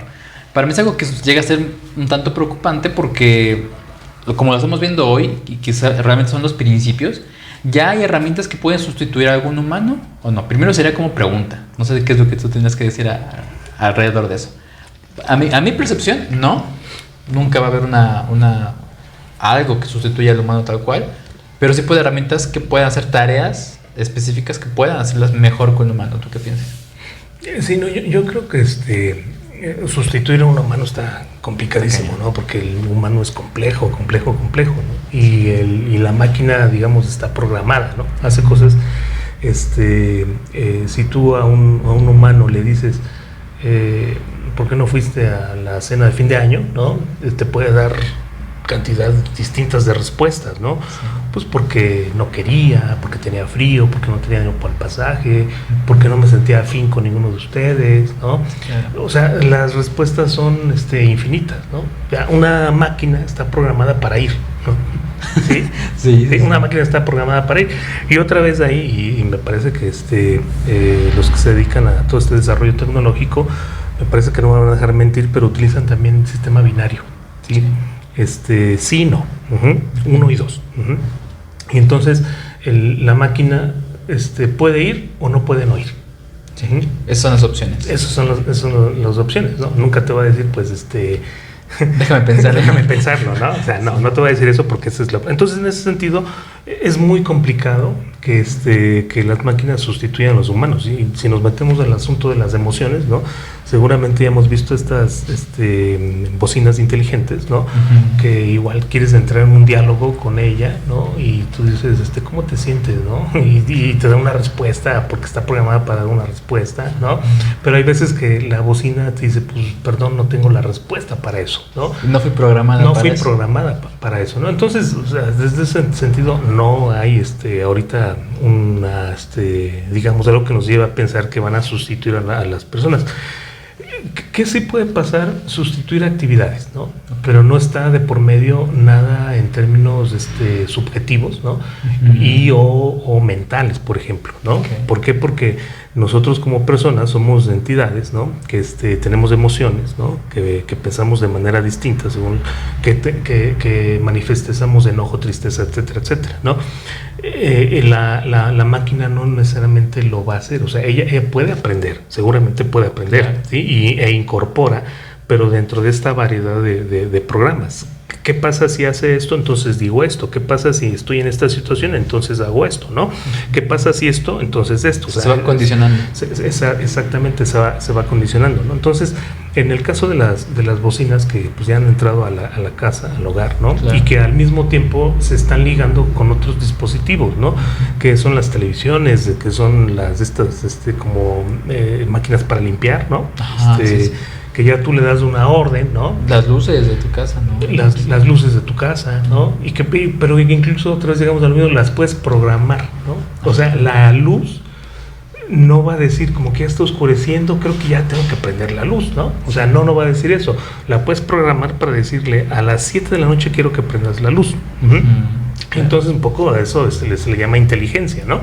Pero en realidad está predeterminada por una indicación, ¿no? La misma máquina que limpia, ¿no? La aspiradora, tú la programas, dices, bueno, a las 7 te toca hacer la limpieza. Sí. Si alguna vez le falta agua, no va a ir a la llave, le va a abrir, ya es que me falta, o sea, no va a hacer eso, ¿no? Me faltó o me pasó de agua, ¿no? Ajá, o me paso de agua, ¿no? O no te va a decir, ya no lo voy a hacer porque ya me cansé, ¿no? Sí. ¿La puede alguien programar para decir eso? Sí, efectivamente, ¿no? Pero no, la máquina por sí sola no te lo va a decir, ¿no? Entonces, en ese sentido, me parece que estas máquinas o las inteligencias, ¿no? Están para ayudar a hacer cosas más prácticas con nosotros, con las personas, digamos, ¿no? No van a sustituir en estos sentidos en los que estamos hablando, ¿no? Platicaba igual también con un científico de la UAP y decía, es muy similar a lo que pasó cuando surgieron las calculadoras, ¿no? Cuando surgieron las calculadoras decían, oye, ¿esto qué es? O sea, nada más ahora la operación es oprimir botones, ¿no? Y no es ejercicio complejo de pensamiento, ¿no? Pues sí, o sea, es un poco similar. La calculadora nos ayudó a simplificar muchas áreas de la vida. La computadora no se diga, ¿no? Sí, claro. O sea, la computadora hoy en día, pues es impensable que alguien no tenga una computadora porque es parte, ¿no? De tu propia vida cotidiana, ¿no? Ahora lo que sucede con estas inteligencias más bien habría que ver cómo las incorporamos, o sea, es eso, ¿no? O sea, cómo las incorporamos a nuestra cotidianidad, ¿no? Y de hecho no es algo que desconozcamos, lo venimos haciendo ya desde hace muchos años, ¿no? Solamente que hoy ha sido así como un super boom, ¿no? Sí. Y está de moda todo esto de las inteligencias. Porque yo sí tengo una amiga que tiene un amigo, ¿no? Que igual estudió, creo que ahí en la UAP estaba estudiando sistemas computacionales, creo que así, no sé. Y programó un algoritmo para hacer diseños de tenis. No recuerdo cuánto sacaba, pero se cuenta que lo programaba y sacaba creo que 30 diseños, ¿no? Y con colores y formas y demás, ¿no? Y yo dije, eso es muy peligroso porque puede sustituir a mucha gente en el trabajo. O sea, yo pienso, en lugar de tener a lo mejor a 3 o 4 diseñadores y ilustradores, ¿no? Además, gente en tecnología que pueda saber por qué el ser humano pisa así, ¿no? Vamos a hacer el tenis de acuerdo a X tema. Solo contratas a alguien que te va a sacar tantos modelos, te va a agilizar tu trabajo, sí, te va a mandar todos los diseños, tú los sacas, los produces y listo, ¿no? Y te ahorras mucho tiempo y mucha chamba y mucho dinero, ¿no? de trabajadores. Desde ese punto dije, caray, sí está como cañón. Y otra implicación que yo vi, me pareció curioso, de un artículo no recuerdo qué revista era, pero hablaban sobre los carros de Jaguar y cómo lo estaban programando en cuanto a las cámaras, ¿no? Más que nada en la reversa, ¿no? Y decían, hay un tema porque cuando tú le pones reversa, la cámara distingue rápido a la gente blanca, sin problema. Y a la gente de color le cuesta un poco más la cámara poder distinguirlo. Pero esa distinción viene por el sesgo mental de quien la programó, ¿sabes?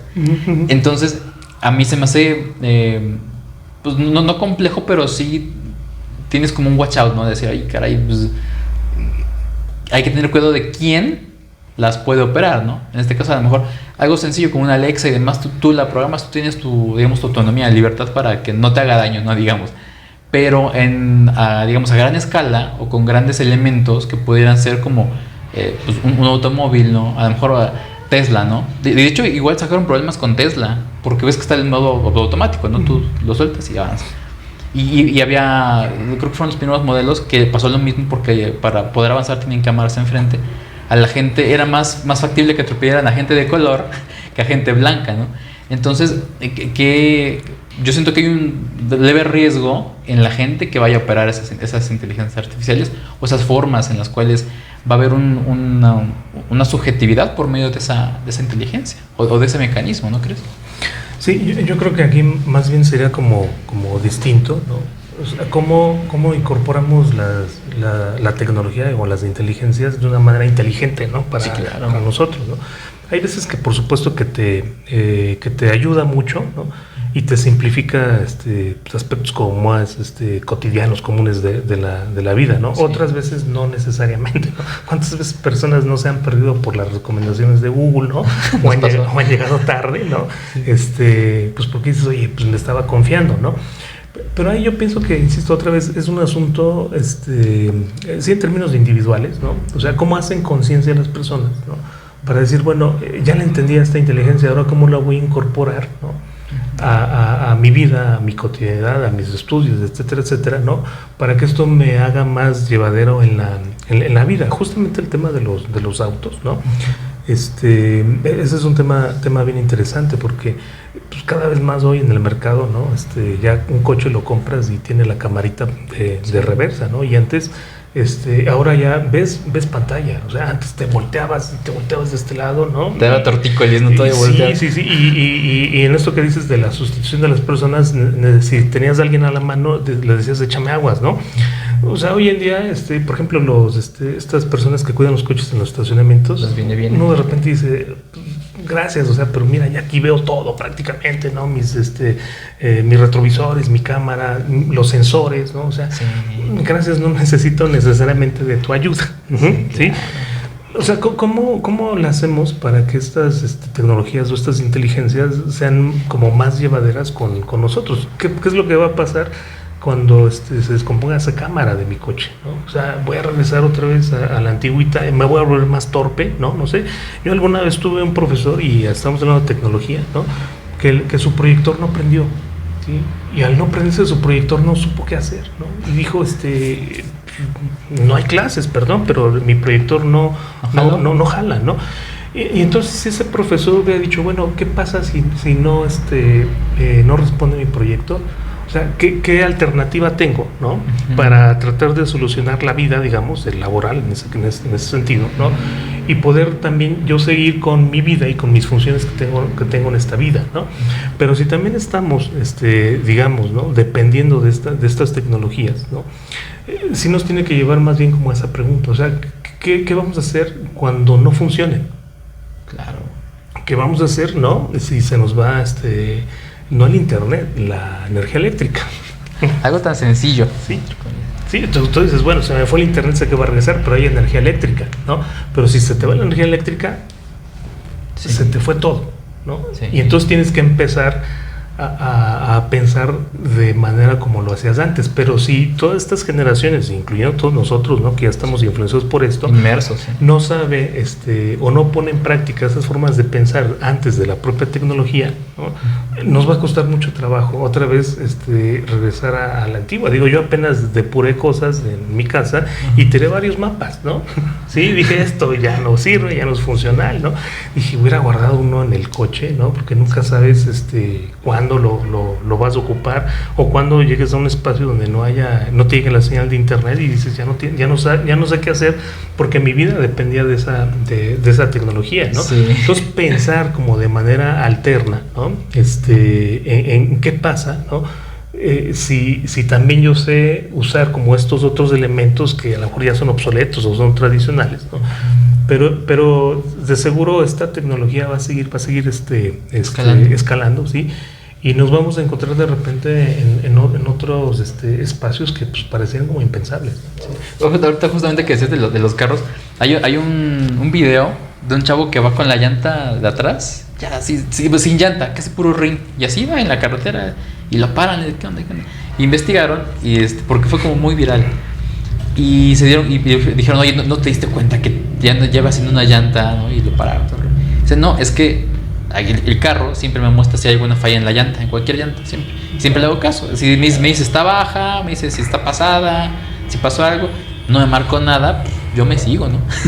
Entonces, si llega a haber como esa dependencia total a la tecnología, ¿no? Un ciudadano promedio diría, ay, ya se escucha como raro, ¿no? O siento, ¿no? Pero también es otro problema, ¿no? La dependencia que puede haber. ¿Viste la película de Wall-E? No la vi. Se trata acerca de eso, ¿no? De cómo de hecho es como un grupo selecto el que todavía vive de humanos porque la Tierra se destruyó y todos hacen gordos en una silla y con una pantalla aquí todo el tiempo. quieren agua, quieren lo que sea, pues aquí ordena, aquí les llega, o los llevan en su silla que vuela, así, ¿no? Flotante, a donde tengan que ir y demás, ¿no? Se me hace como o sea, para muchos era como, ay, qué padre, ¿no?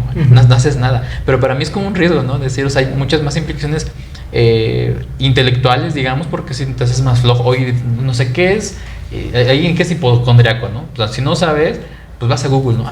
Es esto ya, rápido, ¿no? Funcionalidades físicas también cambian, ¿no? O sea, creo que sí hay como muchas cosas que implican más allá de decir, nada más es cuestión de apretarle un botón y ya te ayuda a buscar más fácil. Sí, pero no se da en automático. O sea, detrás de ese botón o detrás de esa indicación hay un grupo de personas que está metiendo la información, que está trabajando para hacer cosas para que la información sea como más amplia, ¿no? O sea, si no se da necesariamente en automático. Lo que sí, claro, insisto, hay que pensar, ¿no? Y esto hay que hacer actos de conciencia en cómo le hacías antes, ¿no? En el asunto del coche, ¿no? Que dices, aquí mi computadora en la pantalla me manda un aviso si tengo la llanta trasera derecha se bajó de aire, ¿no? Y entonces te confías porque ahora el indicador es la pantalla, no es la parte real física como lo hacías antes, ¿no? Que ibas y medías la llanta, ¿no? Hay quien se compraba como unos bats, ¿no? Y le pegaba la llanta, ¿no? Y ese era imagínate, o sea, ese es un acto de conciencia. ¿Qué dejas de hacer, ¿no? Para empezar a hacer otras cosas, ¿sí? Y de esta manera, ¿no? O sea, cada cuando regresas a hacer lo que sabías hacer, para ver cómo más o menos dialoga esta tecnología o estas tecnologías con la vida que llevabas antes, ¿no? Sí, hoy nos encontramos a nuevas generaciones que de repente tú hablas con ellos y te dicen, no es cierto, porque Google dice otra cosa, ¿no? ¿De dónde? ¿Cómo es posible eso? Entonces la tecnología, Google y todo eso, parecería que ya es incuestionable, ¿no? ¿Te acuerdas que hace rato decíamos que la estructura religiosa se traslada a otros espacios, ¿no? O sea, parecería que la tecnología es una entidad, ¿no? Que dices, pues es que la tecnología me lo está diciendo, ¿no? Google lo está diciendo. Entonces, si Google lo dijo, entonces es verdad, o sea, es verdad absoluta. Y entonces el contacto, o sea, la plática, por ejemplo, ahorita que estamos teniendo, ¿no? O sea, estas pláticas se empiezan, digamos, como a perder o incluso a perder credibilidad aquí, ahorita, en este momento, pero en el momento que tú la subas a internet, ¿no? Entonces ahí va a tener credibilidad porque habrá alguien que vea esta charla y dirá, ya lo dijeron en YouTube, ¿no? Sí, porque tiene ese carácter de credibilidad, ¿no? Entonces, el asunto de la tecnología y la vida cotidiana me parece que sí es bien importante, ¿no? Por supuesto que hay que incorporarlo, ¿no? Pero sobre todo también hay que pensar como esas formas de, bueno, ¿qué pasaría si esto no existe? ¿Sé hacerlo como de otra forma? O simplemente se va al internet o se va la energía eléctrica y ya no puedo hacerlo de esta manera o de esta otra, ¿no? Pero también al mismo tiempo, o sea, ¿cómo enriquecemos, ¿no? Toda nuestra vida cotidiana con todos estos elementos que están surgiendo, ¿no? O sea, hoy métete a Instagram, ¿no? Y te dicen inteligencia artificial para esto, para esto, para esto, para esto y para esto, ¿no? Entonces dices, ¿y entonces qué hago yo? ¿No? O sea, entonces lo único que voy a hacer es como dar las instrucciones, pero habrá alguien más que también esté dando las instrucciones y habrá alguien más, ¿no? Hoy en día por ejemplo, los diseñadores gráficos, ¿no? Pues están como en esta discusión crisis, ¿no? Porque pues antes dices, un diseñador gráfico que me haga una campaña, que me haga que tenga los conocimientos técnicos para hacer un cartel, y dices, pues Canvas, ¿no? Rápido. Sí. El diseñador gráfico dirá, sí, pero no se ve igual, se ve bien falso, ¿no? Sí, seguramente, pero te satisfizo, ¿no? Una necesidad, ¿no? Claro. Y eso es lo que se está usando pues de manera recurrente, ¿no? O sea, hoy mismo los creadores de contenido, ¿no? Antes eran personas especializadas que estudiaban 7 años, 6 años, ¿no? Sí. Y decían, yo soy el único que sé manejar una cámara, ¿no?